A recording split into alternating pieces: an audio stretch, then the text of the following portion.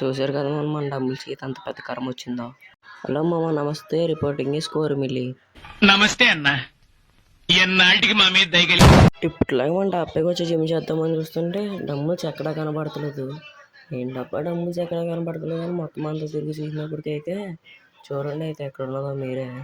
మన డంబుల్స్ చేయడం మీకు కనిపిస్తుంది అసలు. అదేం పెద్ద డంబులు, ఇంకోటేమో చిన్న డంబుల్ ఉన్నది. అందులో డంబుల్ అయితే కూడా మళ్ళీ ఇరిగిపోయింది కూడా. ఇప్పటికే నాకేమీ లేవురా అనుకుంటుంటే ఈ ఇరుగు కూడా మూట ఎక్కువైపోయింది. అమ్మాయి నేను అంత మాట వచ్చి పైకి వచ్చి జిమ్ చేసుకుంటున్నానని అమ్మాయి అయితే పైనుంచి అయితే కింద ఆడేయింది. కింద ఆడేస్తాం వల్ల అయితే అందులో అయితే చిన్నదైతే ఇరిగిపోయింది. ఇప్పుడు ఉన్నది అయితే 4 kgs తోటే ఉన్నది. అక్కడ ఉన్న డంబుల్స్ అన్నిటిని బయట తీసుకుని వచ్చేయండి జాగ్రత్తగా. చూసారు కదా మన డంబుల్స్ అయితే ఎలా ఇరిగిపోయినాయో. 4 kgs దాంతోనే ఇంకా ఏం చేయాలో చెప్పండి నాకే. చూసారు కదా అదైతే ఎలా బెండ్ అయిపోయిందో. ఆ బెండ్ అయిపోయిందని ఇంకెక్కడేయాను, ఇంకెందుకు లేని అది కూడా దాన్ని సరి చేద్దామని అలాగే అవ్వదు కాబట్టి. అలాగే ఇరిగిపోయినాయి కాబట్టి కొత్త డంబుల్స్తో మళ్ళీ కొత్త వీడియో పెడతాను. అప్పుడు దాకా వెయిట్ చేయండి. ఈ రోజుకి ఇంతే మరి. ఇంకా ఫాలో అండ్ సబ్స్క్రైబ్ చేస్తే నెక్స్ట్లో కలుద్దాం.